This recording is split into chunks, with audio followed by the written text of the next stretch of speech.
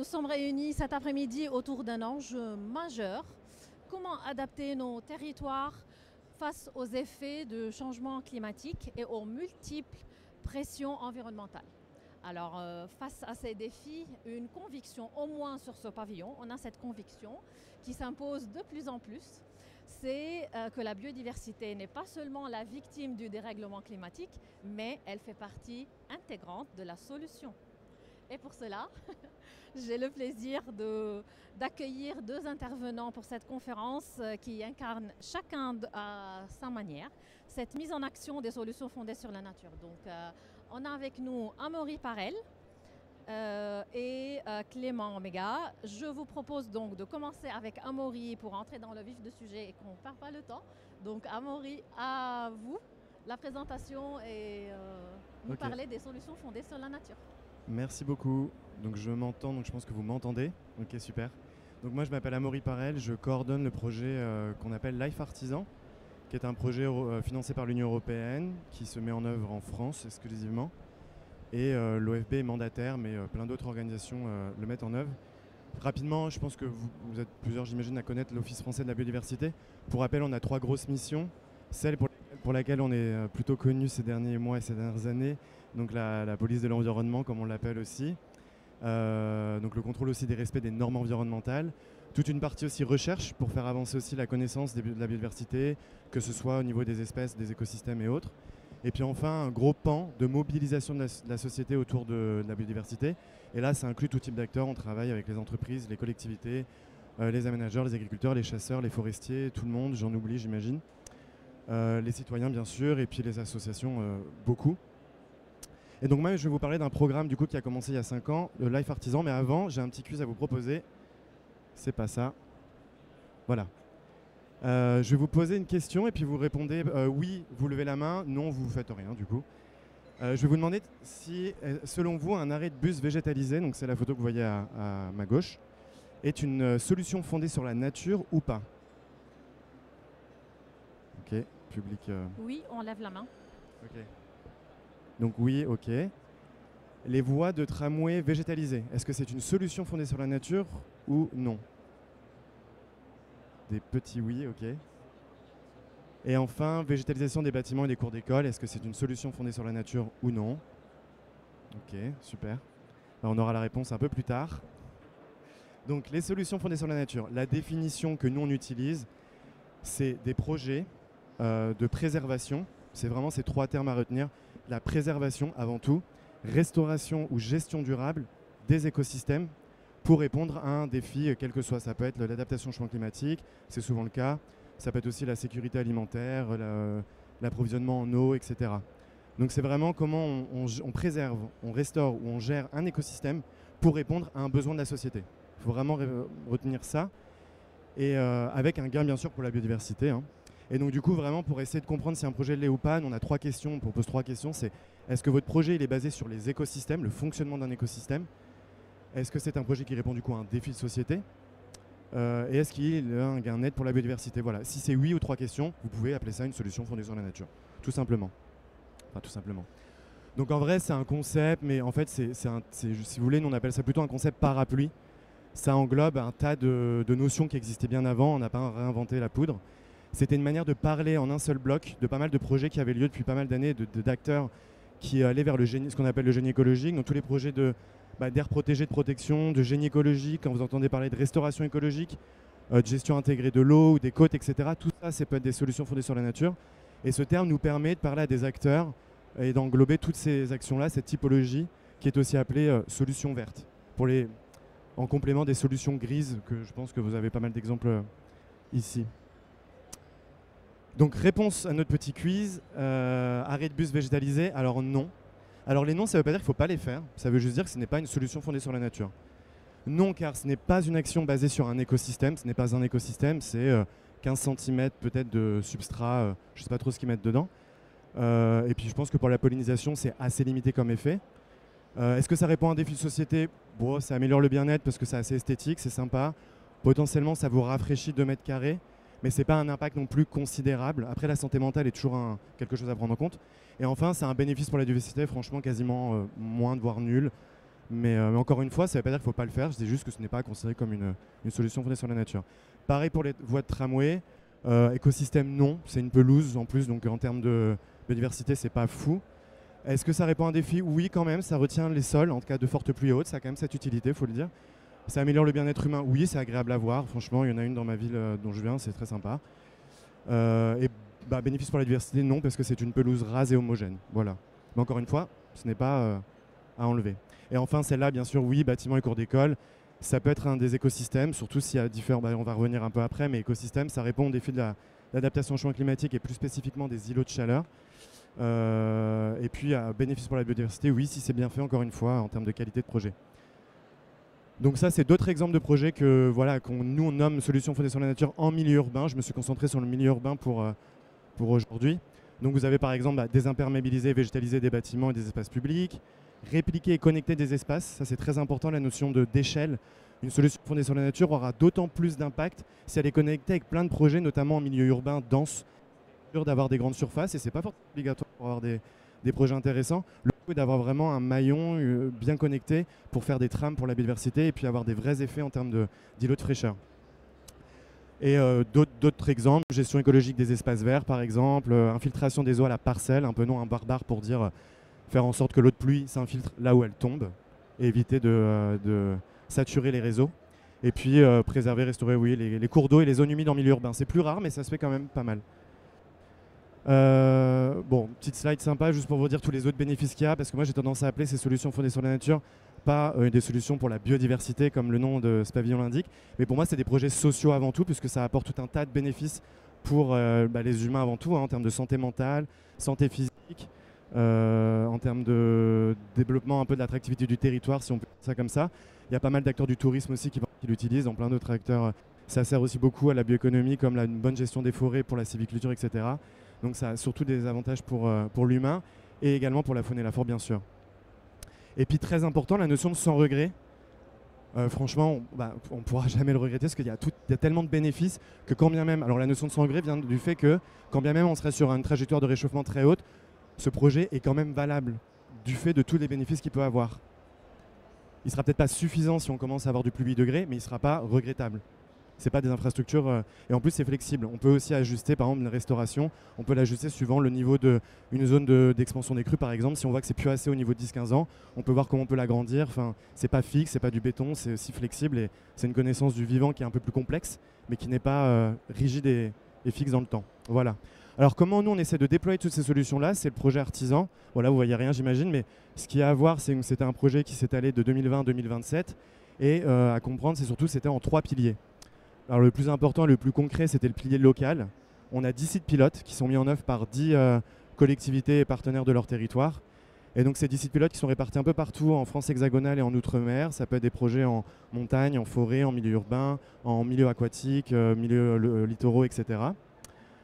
On a, selon nous aussi, une clé de voûte, le pilier régional. On a une personne dans chaque région qui est postée et qui fait de l'animation territoriale sur le sujet des solutions fondées sur la nature. Elle peut intervenir auprès d'acteurs pour les sensibiliser au concept, essayer de leur montrer des exemples de projets qu'ils peuvent faire. Ils font aussi du conseil technique auprès des porteurs de projets, publics comme privés. Privé, c'est plus rare encore, mais ça arrive. Voilà, et puis des fois, ils font des modules de formation et autres. Donc c'est vraiment un énorme levier de mobilisation des acteurs sur le territoire. Ils sont postés un peu partout en France, du coup, et Outre-mer compris. Pas partout en Outre-mer, mais quasiment. Et puis enfin, l'échelon régional. Là, nous, on essaye de renforcer toute l'action des autres acteurs régionaux et nationaux avec des outils en ligne, des formations, etc. Donc ça, c'est les projets pilotes, donc le pilier. Peut-être, je vais juste vous détailler un exemple que je trouve particulièrement intéressant. C'est le projet qu'on mène en Guyane. C'est de la restauration des canaux d'évacuation des eaux pluviales en milieu urbain, donc à Cayenne. Alors ce qui est intéressant, parce que du coup c'est de la restauration, c'est un projet un peu hybride et ça montre aussi à quel point on peut aussi penser solutions fondées sur la nature sur la base d'infrastructures humaines, disons anthropiques, parce que là il s'agit de restaurer des canaux, des canaux de gestion des eaux, d'évacuation des eaux pluviales et des eaux usées, je crois aussi en partie. Enfin ça ne devrait pas l'être, mais ça l'est. Et du coup on va apprendre des techniques de génie écologique pour les restaurer, désenrocher, désimperméabiliser le plus possible, essayer de réintroduire des espèces locales pour lutter contre les espèces exotiques envahissantes qui en fait très rapidement dans ces canaux-là, elles prolifèrent, elles bouchent les canaux et ça crée des inondations dans des quartiers, notamment les quartiers comme d'habitude les plus populaires de la ville. Et ça permet aussi d'embellir les... Et là, c'est pour ça que je parlais, c'est très important aussi de penser à la santé mentale des habitants. Parce qu'en fait, là où ce projet est intéressant également, c'est qu'il vient aussi rendre un peu de fierté aux habitants, puisque les canaux sont beaucoup plus jolis après travaux. Là, j'ai pas de photos après travaux, je suis désolé, je n'ai pas pensé à mettre à jour la slide. Mais en tout cas, c'est beaucoup plus sympa aussi. Ça devient aussi disons, des zones un peu de vie pour les habitants, plus de limiter les risques d'inondation et puis d'avoir aussi une vraie trame pour la biodiversité locale, c'est important. On n'utilise pas d'espèces exotiques pour la Guyane. Et puis un autre plus classique qu'on appelle arbre de pluie. Donc là, on va creuser des fossés d'infiltration autour d'arbres dans certaines rues stratégiques de la ville de Lyon, en milieu très dense. Donc ça paraît simple, mais en fait c'est assez compliqué. Ça a beaucoup de problèmes du stationnement à la personne qui va promener son chien et qui lui fait faire ses besoins. Donc ça pose tout un tas de comment on met en œuvre ces choses-là. Mais en tout cas, la ville de Lyon mesure quand même pas mal de bénéfices en termes de réduction des inondations et de fraîcheur encore un peu limitée, mais selon la connexion de ces zones avec d'autres projets. Le milieu régional, je passe, c'est les personnes que je vous disais qui sont passées. Et puis au niveau national, je voulais juste vous parler de cette ressource phare qu'on a sortie il y a 1 an, qu'on appelle Outils SFN en ligne. C'est une brochure, c'est un guide interactif qui vraiment résume tout ce qu'on a pu faire en 5 ans. Vous avez toutes les ressources possibles si vous voulez vraiment vous intéresser à ce sujet-là. Donc vous avez cette ouverture, c'est une carte. Vous avez par milieu, donc vous avez l'eau, la ville, le littoral, la montagne, la forêt et l'agriculture. Et donc c'est divisé un peu en deux. Vous avez une partie plutôt décideur public. Là, on explique vraiment pourquoi mettre en œuvre ces solutions, avec des exemples de coûts, de retour d'expérience, etc., pour dire que ça ne coûte pas plus cher, voire moins cher, tous les avantages pour le territoire ou pour le porteur de projet. Et puis une boîte à outils un peu plus technique du comment. Là, on va rentrer un peu plus dans le détail des étapes des SFN, etc. Donc c'est vraiment des ressources très précieuses. Il y a même des entreprises ou des collectivités qui sont venues nous voir en disant on s'est vraiment appuyé sur cet outil pour essayer d'avancer dans nos projets. Voilà. Et je voulais finir mon propos avec les messages clés. Je me suis dit que c'était plutôt... j'essaie de voir un peu penser à des messages clés que je pourrais faire passer à l'occasion du salon de l'immobilier durable. Donc le premier, c'est la notion de triptyque eau-sol végétal. C'est important et de penser du coup la fonctionnalité des sols, d'où pourquoi on parle de renaturation et pas simplement de désimperméabilisation, de végétalisation. Vous pouvez très bien végétaliser en mettant des plantes très sympas avec ça de terre. Vous pouvez désimperméabiliser, c'est déjà très bien aussi. Mais alors vraiment l'idéal à viser, c'est vraiment la renaturation avec des sols fonctionnels, profonds, qui laissent la place aussi aux végétaux de se développer, qui peuvent absorber l'eau, qui peuvent aussi créer de l'humidification un peu locale. D'où vraiment retenir ce triptyque au sol végétal, et ça veut dire du plein terre. Donc du plein terre, ça veut dire du sol et du sol vivant. C'est vraiment un peu un mot d'ordre. Peut-être un petit point d'attention à l'approche décorative, ou ce que nous on appelle un peu en interne l'approche horticole de la biodiversité par beaucoup de porteurs de projets. Et surtout en France, parce qu'on a encore une tradition du jardin à la française, donc on aime bien les choses rectilignes, très jolies, avec les petits copeaux de bois, les cailloux, etc. On déteste le chaos et ce qu'on appelle sale, donc quand il y a de la terre qui traîne, etc. Ça c'est véridique, il y a des porteurs de projets, des collectivités qui ont des plaintes des habitants parce qu'ils trouvent que ça fait un peu sale, parce qu'il y a un peu plus de terre dans un endroit public, quoi. Donc c'est vraiment un espèce de jeu culturel à dépasser, d'arrêter de vouloir contrôler l'entièreté des zones qu'on veut renaturer ou des zones qu'on essaie de revégétaliser, même dans des milieux denses, dans des projets d'aménagement. Le moindre possible, c'est toujours mieux, mais de ne pas vouloir forcément tout contrôler, laisser un peu le vide et laisser aussi faire un peu la nature, en tout cas dans la mesure du possible. Je sais qu'il y a une gestion aussi qu'on ne peut pas réduire en milieu notamment en milieu dense. Qualité et quantité. Ce que je vous disais, vous pouvez planter beaucoup, c'est bien, mais vous plantez bien, c'est encore mieux, c'est-à-dire des essences diverses, adaptées aussi à votre climat local, pas non plus exotique dans 50 ans, il ne faut pas aller trop vite. De densité aussi, en âge, c'est bien aussi d'avoir des arbres de différents âges pour avoir une résilience collective de votre projet, que ce soit même sur des petites parcelles, c'est suffisant. Et puis des strates, d'herbacées, basses, arbustes, moyens et des arbres grands, ça c'est important. Associer les usages. Nous, on ne dit pas qu'il faut mettre sous cloche ces espaces. Par exemple, il y a certaines villes qui ont rénové, qui ont restauré certains espaces publics sans penser à la promenade du dimanche avec la poussette, etc. Du coup, les habitants ne sont pas contents, personne l'utilise. Du coup, personne vient se réfugier en cas de forte chaleur. Donc, ce n'est pas l'idéal non plus, il faut aussi penser les usages. Encore deux messages. Accepter la complexité. Oui, parce qu'effectivement, c'est des projets plus complexes. Ce n'est pas des méthodes qu'on a depuis 30-40 ans, déjà toutes faites, etc., que nos bureaux d'études savent appliquer. Mais par contre, ça veut dire aussi nécessité d'une approche pluridisciplinaire. Donc vous avez besoin des écologues avant le projet, vous avez certainement besoin de paysagistes, vous avez besoin d'architectes, etc. assez formés. Donc il faut accepter que c'est complexe, mais ce n'est pas insurmontable. Il faut juste s'entourer un peu plus. Je sais que ce n'est pas toujours possible, mais bien sûr. Mais défendre en fait l'idée aussi de prendre un peu le temps de faire un projet de qualité en amont et de ne pas avoir peur de ce mot complexe. Et enfin, sujet quand même, la renaturation n'est pas l'ennemi de la densification. D'ailleurs, c'est même un prérequis si on veut aussi redensifier certaines zones. Alors pas toutes, hein, on ne parle pas du centre de Paris forcément, mais on sait que dans France, on utilise beaucoup plus d'hectares par habitant que dans tous les autres pays européens. Donc on a quand même une marge de manœuvre de densification dans certaines zones. Et ce n'est pas l'ennemi de la renaturation. Et je dirais même que ça peut vous aider. Il y a plein de leviers, vous le savez certainement, hein, les friches, les dents, etc. Et on peut faire des projets très sympas avec peu d'espace qu'on peut appeler solutions fondées sur la nature. Voilà. Et une dernière petite slide que je voulais vous montrer, c'est cette image. Alors voilà, en fait, si je reviens en arrière quand même, en fait, mine de rien, les solutions fondées sur la nature, c'est pas très sexy, mais à la fin, franchement, tout ce qu'on fait, c'est ça. C'est-à-dire, vous avez des cours, pas très jolis, vous essayez d'en faire quelque chose de sympa en désimperméabilisant le plus possible, en essayant de diversifier les essences, l'âge des arbres, etc. Trouver pour les usages, voilà, vous avez quelqu'un en fauteuil roulant, des jeux pour enfants, des jardins, etc.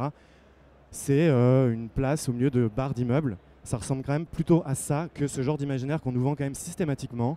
Vous avez des immenses tours en verre et en béton avec plein d'arbres, qui est en fait c'est même, je dirais, un peu violent en termes d'imaginaire parce que ça dit aux gens on va aller vers ça, alors qu'en fait c'est absolument impossible en termes de ressources. Et en plus, on sera tous plus là sur Terre le jour où on verra ces villes sortir de Terre. Et là, c'est comment dire, une citation de la direction départementale des territoires des Yvelines qui disait « Les images vendues par la promotion immobilière et urbaine rivalisent de verdure. Derrière cette façade attrayante, l'intention peut être louable, mais elle peut aussi cacher des aberrations écologiques et économiques, j'insiste là-dessus, qui nous invitent à nous poser la question du sens de ce verdissement. » Je vous prends un exemple que vous connaissez tous, c'est le Bosquet Verticale à Milan. Vous savez, cet immeuble carré avec plein de verdure, il est sur la photo, je pense, d'un nombre incalculable de rapports. Et même moi, je l'ai utilisé aussi il y a quelques années. En fait, ce projet, c'est une aberration, parce que déjà, c'est des appartements qui sont hors de prix pour même une classe moyenne italienne et même une classe moyenne française. Donc socialement, pas trop d'intérêt en termes de réplication. Ça utilise une tonne de béton pour supporter toutes les arbres qu'ils ont pu mettre sur ce bâtiment-là. Et en termes de bilan carbone, je pense qu'il doit être assez mauvais. Oui, effectivement, peut-être que ça participe à quelques espèces de pollinisation, mais en termes de budget, en termes social, etc., ça reste une aberration. Donc je pense qu'il faut vraiment commencer à proscrire ce genre d'imaginaire un peu nocif qui nous empêche d'aller vers plutôt des projets moins sexy, mais en fait plutôt plus sympa au quotidien, quoi. Voilà, c'est un peu le mot que je voulais faire passer. Plus durable dans tous les sens du terme, socialement et sociétalement, si on veut faire la distinction de ces termes. Voilà. Les projets de l'AF Artisan, c'était des projets pilotes ou des projets à déployer à long terme? Alors, c'est des projets pilotes qui s'étalent entre 2020 et 2027. Mais alors, bien sûr, on n'est pas les seuls à faire ça, il y en a plein d'autres. Nous, l'avantage, c'est qu'on a des sous européens pour faire le suivi très précis de ces sites. Donc, on va pouvoir les suivre en termes de gouvernance avec les acteurs du territoire. On va pouvoir regarder l'impact de ces sites en termes sociaux aussi. Quel est l'usage et la perception des habitants, des usagers de ces endroits-là. Des analyses économiques aussi. Est-ce que ça a pu créer des emplois pour le territoire? Combien ça a coûté, directement et indirectement? Et puis bien sûr des analyses scientifiques et techniques. Ça va jusqu'à, par exemple, on a des capteurs qui font le tour des arbres à Lyon pour voir si l'arbre pousse plus vite et plus fortement avec ces désimperméabilisations de 10 mètres carrés autour. Et la réponse d'ailleurs est oui. Donc c'est plein de petites mesures comme ça d'indicateurs qu'on va pouvoir faire autour de ces 10 sites. Et nous on va pouvoir venir en 2026-2027 auprès des élus notamment pour leur dire, voyez, ça marche, parce qu'on est beaucoup plus strict sur les solutions fondées sur la nature que les solutions de génie civil. On nous demande sans cesse 1 milliard de justifications pour les faire. Donc au moins ce projet va servir aussi à venir avec des données et quelques éléments en plus, quoi. Est-ce qu'il y a des conditions précises pour qu'une collectivité intègre l'AF Artisan? Oui, nous c'est trop tard parce que c'est des sites qui sont payés à 5 ans, mais par contre toute collectivité ou tout porteur de projet, même avec du foncier ou sans foncier, qui veut faire des SFN, même sur sa chaîne de valeur, vous pouvez nous contacter ou contacter les animateurs en région et ils seront ravis de vous passer toutes les ressources dont vous avez besoin, répondre à vos questions, peut-être vous rediriger vers des personnes qui pourraient répondre à des besoins très spécifiques. Oui, je ne l'ai pas dit parce que l'OFB pilote, mais dedans vous avez l'ADEME, le CEREMA, vous avez le comité français de l'UCN, vous avez le CEPRI, vous avez plein d'organisations. Donc nous on est en réseau et dès qu'on a un besoin particulier d'un porteur de projet, si on peut faire émerger un SFN, on est à fond et on y va et on répondra à toutes les questions, quoi. Merci Amaury. Je ne sais pas s'il y a des réactions du public. Une question avant qu'on commence la deuxième partie de la conférence. C'est bon? Moi, on m'entend bien? Oui. Moi je trouve ça sexy, hein, la photo que tu as mise. C'est subjectif, hein. Donc merci beaucoup Amaury pour cet éclairage sur les solutions fondées sur la nature et le rôle structurant du projet Life Artisan. Ouais, c'est bon. Et donc on poursuit avec Clément. On va passer alors pour partager des exemples très concrets de mise en œuvre de solutions fondées sur la nature. À toi Clément. Merci Mireille, merci Amaury. Amaury a dit beaucoup de choses en termes d'exemples de solutions, donc je pense que ça va nourrir un petit peu plus, mais en tout cas, merci pour cette présentation hyper sympa. Donc moi, c'est Clément Béga, donc je suis co-directeur et associé de Géon. Je suis chez Géon depuis 7 ans maintenant. Géon, c'est un bureau d'études environnementales qui s'est à la base spécialisé sur les certifications environnementales de bâtiments. Donc là, on va vraiment focuser sur le bâtimentaire. Amaury parlait d'aménagement au sens large. Là, on va un petit peu zoomer. Au démarrage, donc les certifications environnementales à la création en 2016 de l'entreprise, on a développé les expertises afférentes à ces certifications, donc le réemploi, toujours le conseil en certification, la biodiversité, le réemploi, etc. etc. Donc, et l'ingénierie environnementale aussi. Ah, je suis reparti sur le début. C'est normal? Non, c'est pas normal. Il faut aller pour la deuxième. Je la ferai moins bien que toi. Peut-être. Ça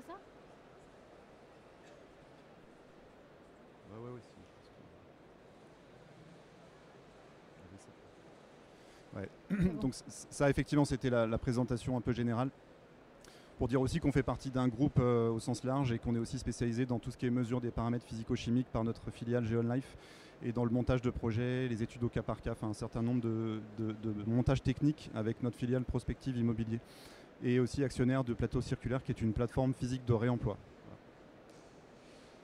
Donc notre expertise, elle s'oriente sur 3 grands axes. Nous, c'est la stratégie, la technique et tous les aspects liés à la biodiversité qui sont indissociables des animations et de tout ce qu'on appelle pédagogie en fait.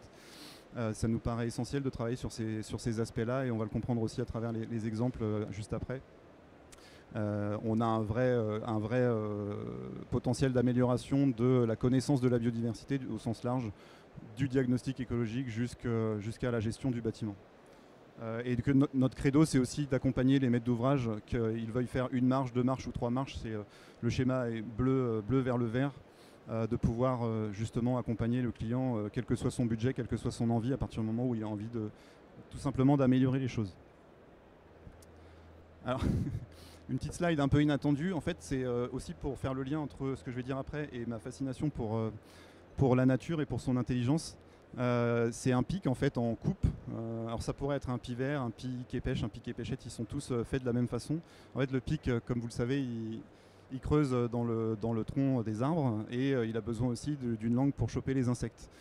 Et donc cette langue se base sur l'appareil qui s'appelle l'appareil hyoïdien et qui lui permet en fait d'avoir la langue qui se rétracte quand il creuse dans le bois de manière à ne pas avoir le cerveau qui éclate et qui ressort pour choper les insectes une fois qu'il a réussi à creuser son trou.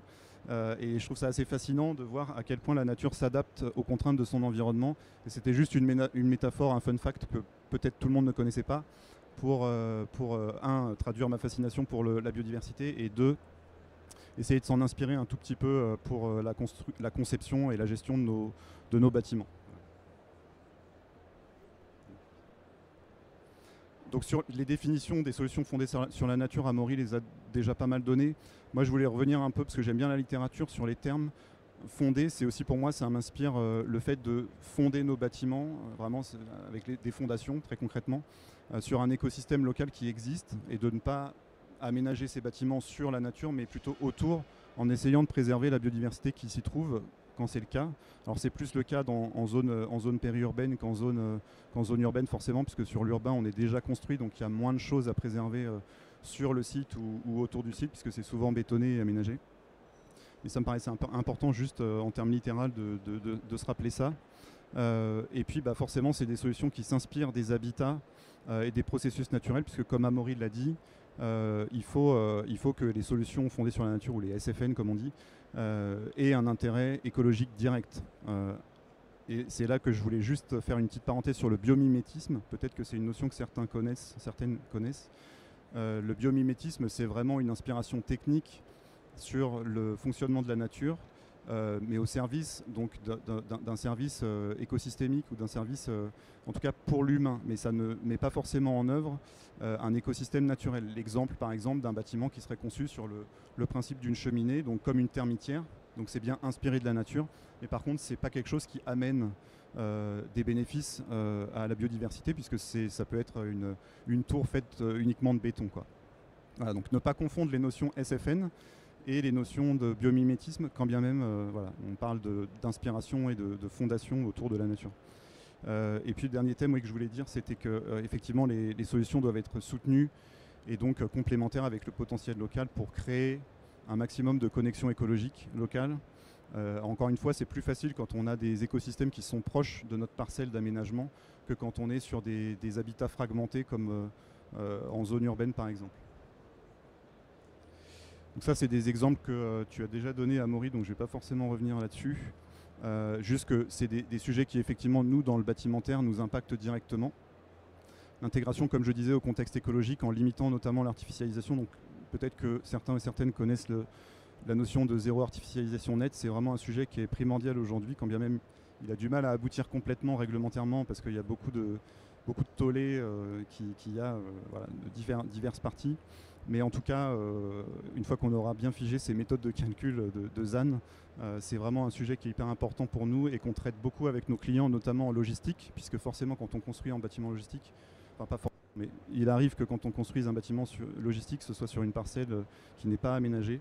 Et donc c'est hyper important pour nos clients qui travaillent sur ces usages-là, de pouvoir à la fin tendre vers un bilan ZAN proche de zéro au mieux, quoi. Je ne redétaille pas tous les autres sujets. Je voulais donc moi présenter deux exemples de projets. Un exemple de projet, donc Télamon, qui est un de nos clients, donc, qui est un promoteur logistique avec qui on travaille beaucoup, a beaucoup d'engagement sur les certifications et sur les démarches très concrètement donc qui se font valoriser par les certifications environnementales. Ils assurent une certification BREEAM et Biodiversity, si certains connaissent, sur l'ensemble de leur production. Et donc, indépendamment de ces certifications-là, ils sont forcément en milieu périurbain, confrontés à beaucoup de sujets de nature, d'espèces protégées, etc. Ce qui n'a absolument rien à voir avec l'exemple que je présenterai après, qui concerne les bureaux, des bureaux dans Paris, en rénovation. Donc ici, on parle d'un bâtiment neuf qui s'implante sur une culture intensive agricole de blé. Donc on comprend aisément qu'il y a un sujet de ZAN. Alors évidemment, il y a des perturbations qui sont importantes, qui sont liées justement à cet aménagement. Néanmoins, l'idée aussi de présenter cet exemple-là, c'était de casser un peu les idées préconçues sur les méchants promoteurs logistiques. Comme on entend souvent, nous on travaille avec eux et on voit l'engagement qu'ils peuvent avoir, indépendamment du choix de la parcelle. Et qu'on peut arriver, comme on va le voir sur la slide d'après, à des connexions écologiques avec des habitats qui sont en nombre beaucoup plus élevé qu'à l'origine. C'est-à-dire qu'aujourd'hui, à l'existant, on a une culture intensive, c'est un habitat, si je ne dis pas de bêtises. Et à terme, il y en aura, on va le voir juste après, une dizaine. Enfin, pardon. Il y en a même 10 très concrètement, puisque le projet vient d'être livré et labellisé Biodiversity au niveau le plus élevé, donc au niveau excellent, qui implique, comme on le voit sur le petit schéma, je ne sais pas si vous arrivez à voir, mais un schéma sur les 4 grands axes que sont l'engagement du client, le projet, le potentiel d'amélioration écologique et les aménités. Donc le label aujourd'hui travaille sur, alors je ne suis pas promoteur du label, je ne représente pas le CIBI, mais en tout cas a le mérite de travailler sur les grands axes, dont vraiment la conception du projet et les travaux et la gestion après derrière, avec des critères portant sur les animations et la formation du gestionnaire. Voilà. Et c'est hyper primordial de travailler sur ces sujets qui font encore beaucoup défaut. On le voit sur les projets qu'on gère en exploitation. Donc sur ce site, comme je le disais, 10 habitats fonctionnels créés, ce qui correspond aussi en grands chiffres à 30% de la parcelle qui est végétalisée. Donc forcément, c'est beaucoup d'espace qui est retenu par le bâtiment, mais derrière, il y a beaucoup d'efforts qui sont faits pour amener des fonctionnalités écologiques autour du bâtiment, et donc beaucoup plus que finalement à l'origine, quand le bâtiment n'était pas là. Donc en termes de solutions en SFN, pour faire écho à ce que disait Amaury tout à l'heure, effectivement, on a des espaces verts qui sont hyper diversifiés. On a des haies champêtres sur tout le pourtour de la parcelle pour faire le lien en continuité avec la forêt voisine. On va le voir après sur des photos. Des bassins végétalisés aussi qui sont constitués, alors qui peuvent servir aussi pour forcément un bâtiment logistique, puisque les bâtiments logistiques ont des obligations d'extinction, etc. Mais je ne vais pas rentrer dans ces détails-là. Néanmoins, le client n'est pas obligé de faire un bassin en y intégrant une forêt autour, c'est-à-dire ce qu'on appelle une ripisylve, Et en l'occurrence, c'est ce qu'il a fait, donc il y a une vraie volonté conceptuelle à faire avancer les choses. Des toitures et des murs végétalisés aussi permettant donc de réguler la température. Donc on parlait tout à l'heure des SFN qui doivent aussi répondre à des besoins humains, climatiques et humains, de confort. Et aussi, pourquoi pas, de nourrissage, puisque sur ces sites-là, si c'est pas 10 fois sur 10, c'est 9 fois sur 10, il y a toujours l'implantation d'un verger ou d'un potager qui permet de nourrir les usagers. On parlait de la mesure de gestion, donc la gestion, comme le disait Amaury aussi, ça fait partie des grands axes des SFN. Il est hyper nécessaire de vraiment pérenniser les systèmes fondés sur la nature qui sont mis en place. Souvent, ce n'est pas le cas. Pourquoi ? Parce que on a un paysagiste qui va être missionné sur toute la conception, voire les travaux du bâtiment. Et puis derrière, on a un gestionnaire qui va missionner un jardinier qui n'a pas forcément la connaissance de ces sujets et qui du coup va ratiboiser, comme disait Amaury tout à l'heure, plutôt que de laisser des espaces un peu sanctuarisés de biodiversité. Quand bien même des espaces qui seraient complètement tondus ne sont pas utilisés pour des usages intéressants, de pique-nique ou autres, par les utilisateurs, quoi. Donc c'est vraiment important de ménager ces espaces de nature. Et puis les aménagements favorisant l'accueil de la faune, ça c'est assez classique. On voit le petit logo, c'est typiquement ce qu'on appelle des nichoirs ou des hibernaculums, ce qui permet de favoriser les habitats pour divers taxons. Ça, je ne vais pas rentrer dans le détail, c'est le plan masse, mais on voit quand même que c'est effectivement construit, mais que c'est assez vert autour de la parcelle et que ça a été fait intelligemment à partir du moment où on arrive à lire ce qu'il y a écrit. Là, quelques photos donc, pour illustrer ce que je disais, on ne voit pas trop, mais des tas de bois morts, par exemple, pour favoriser certains types d'insectes, des pierriers, des choses comme ça, pour favoriser le lézard des murailles, par exemple. La ripisylve aussi, la petite forêt qui est autour du bassin, etc. Et des panneaux de sensibilisation aussi, très importants. Et une petite photo de réunion, justement, qui montre que le projet a bénéficié d'une bonne formation, en tout cas l'exploitant a bénéficié d'une formation à la réception. Alors le second projet, c'est pour Covea Immobilier. Donc Covea Immobilier, il gère et il valorise des actifs, tout simplement, qui est dans le 13e, dans la ZAC Paris-Rive-Gauche. Donc contexte complètement différent, avec des enjeux qui ne sont pas à éviter les impacts, mais plutôt à compenser quelque chose qui existe et qui n'est pas naturel, en fait, tout simplement, amener de la renaturation. Une parcelle donc, qui est initialement construite avec assez peu d'espace vert, mais quelques éléments tout de même, avec forcément des enjeux locaux très faibles. C'est pas ici qu'on va retrouver normalement une espèce protégée, une orchidée protégée ou autre. Comme je disais tout à l'heure, en milieu urbain, on est sur des milieux très fragmentés. Alors, il y a la Seine à proximité qui peut amener quelques espèces aussi, mais qui est un peu plus loin. Le bois de Vincennes qui est à 1,5 km, donc il faut quand même faire un peu de trajet pour rejoindre le site en question. Et donc l'idée, justement, c'est de créer par ce qu'on appelle des pas japonais, des connexions écologiques comme ça pour les oiseaux, tout simplement, par exemple, et permettre d'amener de la biodiversité sur un site assez défavorisé de bureaux dans Paris. Donc ce site-là, pareil, a bénéficié du label Biodiversity à un niveau un petit peu inférieur. Pourquoi ? Alors, si on se souvient, mais peut-être que vous ne voyez pas, mais en tout cas, l'axe potentiel d'amélioration est un petit peu inférieur. Ça s'explique tout simplement parce qu'il y a moins de surface végétalisable sur la parcelle, évidemment. On était sur une surface de plusieurs dizaines de milliers de mètres carrés juste avant sur de la logistique. Et ici, on est sur 4000 mètres carrés de parcelles.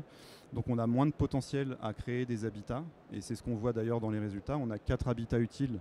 Il y en avait 0, il y en a 4. En logistique, on en avait 1 et on en a 10 créés.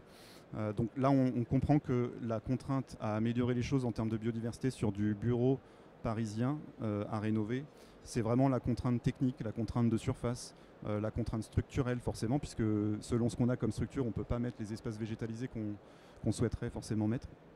Mais par contre, l'enjeu est plutôt à diversifier les strates. Donc c'est ce qu'on remet ici dans les SFN du projet. Donc on a 5 strates végétales. On a, comme disait aussi tout à l'heure Amaury, c'était d'avoir des espèces très diversifiées. D'avoir aussi, parce qu'on sait qu'en espace bureau, on a besoin d'avoir beaucoup de confort, beaucoup d'espaces comme ça agréables pour travailler et se restaurer. Des terrasses et des toitures qui sont végétalisées. avec des aménagements, avec de l'ameublement, peut-être plus d'ameublement qu'en projet logistique forcément. C'est plus accessible, c'est plus facile. Il y a l'attrait aussi fort depuis quand même des années des rooftops aussi, on aime ça, les rooftops, avoir des vues sur tout Paris au milieu d'un jardin, c'est quand même très sympa. Et sur ce projet-là, en l'occurrence, on a fait une culture en hydroponie, justement, c'est aussi une des solutions à éviter ou à contourner la contrainte de l'existant. Et voilà, des zones de détente, comme je disais, pour favoriser la convivialité. Les aménagements pour la faune, c'est toujours facile à mettre, même sur des toitures de bâtiments existants de bureaux, puisque un nichoir, ça pèse pas lourd. On voit ici en photo, je ne sais pas si c'est très visible de loin, mais en tout cas, on voit des photos encore une fois, d'hibernaculum, de panneaux pédagogiques. On voit un peu les différentes strates, et puis sur le bas de la photo, on voit de la menthe et des fraises en train de pousser sur un support hydroponique. Alors j'avais préparé un petit quiz. Il n'y a que normalement 10 participants possibles puisque c'est un caout. Donc le mieux c'est quand même de faire passer les petites slides. Alors d'après vous, sur les 4 propositions, laquelle n'est pas une SFN entre restaurer des mangroves pour réduire l'érosion côtière, développer des toitures végétalisées en ville, séquestrer du carbone via la géo-ingénierie ou pratiquer l'agroforesterie? Pour un oui, levez la main. Ne réponds pas, Amaury. Il n'y a pas de oui, pardon. Alors, Sur ton oui. Il y en a 2 en vrai. Il y en a 2. Ouais, ils ne sont pas des SFN. Alors pour ceux qui sont 2, levez la main. Alors pour A, levez la main. B. Ah, il y en a pas mal. C. Et D. Oui, c'est ça. Alors Non, mais en vrai, c'est juste pour dire que la baie, du coup, les toitures, franchement, oui, si vous pouvez le faire, c'est cool. Mais c'est rarement un écosystème très fonctionnel. C'est pas de la pleine terre. Vous pouvez faire des choses très sympas, comme l'a montré sur certains projets. C'est toujours bien. Mais de là à l'appeler un écosystème fonctionnel qui va rendre un service plus fort que des aspects plutôt pédagogiques, c'est compliqué. Ça dépend comment c'est fait. Je dirais ça dépend. Ouais, en fait, on pourrait complexifier la notion de SFN en disant ça dépend de l'intérêt pour la biodive, etc. Mais ouais, moi j'en avais une principale, c'était la A, parce que on met en place une SFN et on réduit quand même, il y a quand même un effet aussi sur les impacts environnementaux.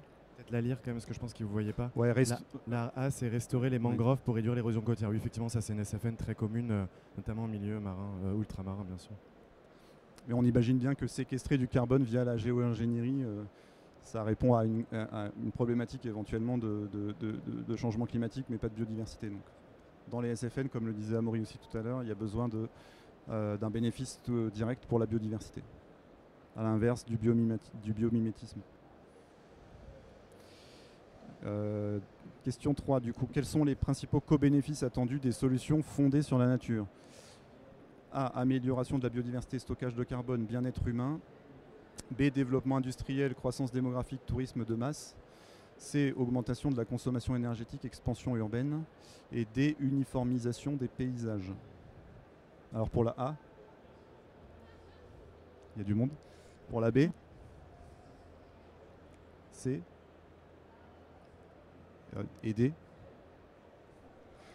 On est un peu rassuré quand même. Ouais. Ouais, donc c'est bien amélioration de la biodiversité, stockage carbone et bien-être humain, puisque ça répond à effectivement 2 parties d'enjeux, en enjeu biodive et plusieurs autres enjeux d'ailleurs hors biodive, qui avaient été cités auparavant par Amaury. Les solutions fondées sur la nature, si elles sont mal conçues, peuvent avoir des effets négatifs. Vrai ou faux? Vrai? Faux? Faut pas répondre les deux. Amaury?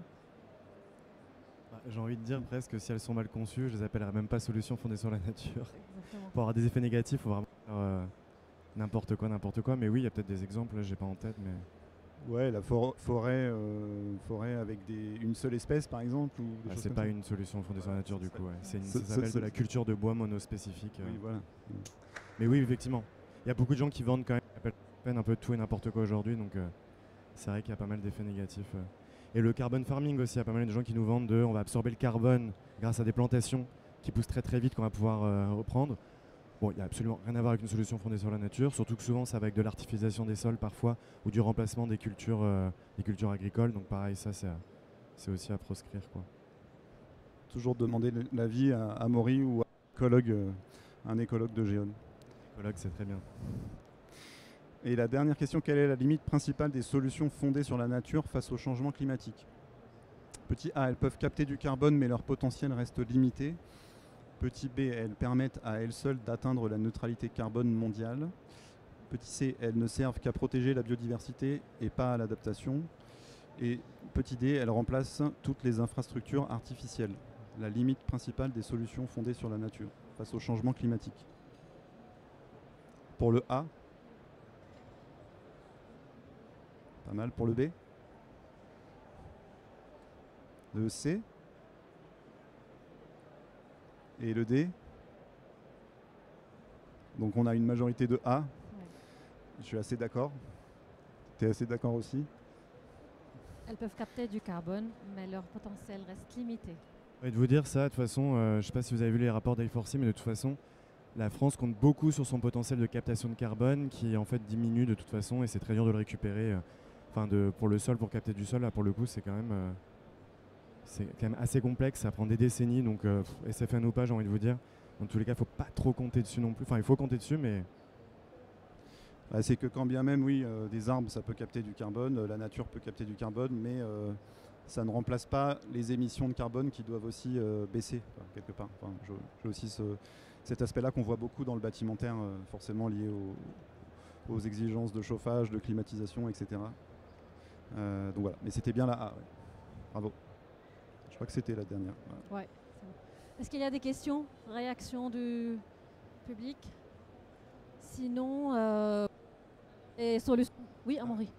Je voulais répondre quand même sur une des questions qui disait ça ne sert pas forcément à l'industrialisation, le tourisme de masse. Effectivement, c'est pas forcément ce qu'on porte. Mais nous, on essaie aussi de dire quand même que des solutions fondées sur la nature peuvent être aussi utiles à certains secteurs économiques. Par exemple, une usine mal placée en risque d'inondation, elle pourrait contribuer avec la collectivité de restaurer une zone humide qui pourrait absorber le trop-plein des crues ou des inondations. C'est ce que font beaucoup de territoires. C'est pas forcément pensé avec des entreprises ou des industries, c'est dommage. Il y a de plus en plus d'industries qui vont être à risque sur la côte française ou au bord de crues ou même en termes de confort pour les salariés ou les usines qui sont parfois déjà soumises à des températures extrêmes. Il y a quand même tout un tas d'enjeux qui peuvent être résolus par des solutions fondées sur la nature de prime abord. Bien sûr, si ce n'est pas suffisant, d'autres techniques de génie civil sont bien sûr nécessaires. Le tout, c'est d'être complémentaire, mais d'y penser quand même. Il y a une entreprise de fabrication de papier, je crois, qui s'appelle Pocheco. Je ne sais plus où ils sont en France.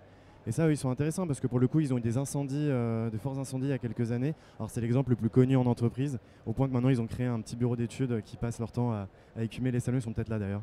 Et de parler de leur projet. Mais quand même, ils ont réussi à réduire des risques d'inondation en gérant un peu les espaces naturels autour d'eux, en désimperméabilisant une grande partie de leur site, etc. Enfin, ils ont vraiment fait un travail très intéressant sur la biodiversité également. Et ils ont vraiment vu une réduction des risques d'incendie, quoi.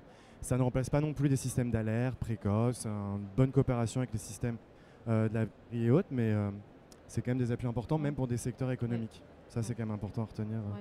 En tout cas, ce que vous avez présenté, Clément et Amaury, nous montre que les solutions fondées sur la nature offrent des possibilités et résilientes, souvent plus efficaces que les solutions strictement techniques pour adapter les territoires. Ouais.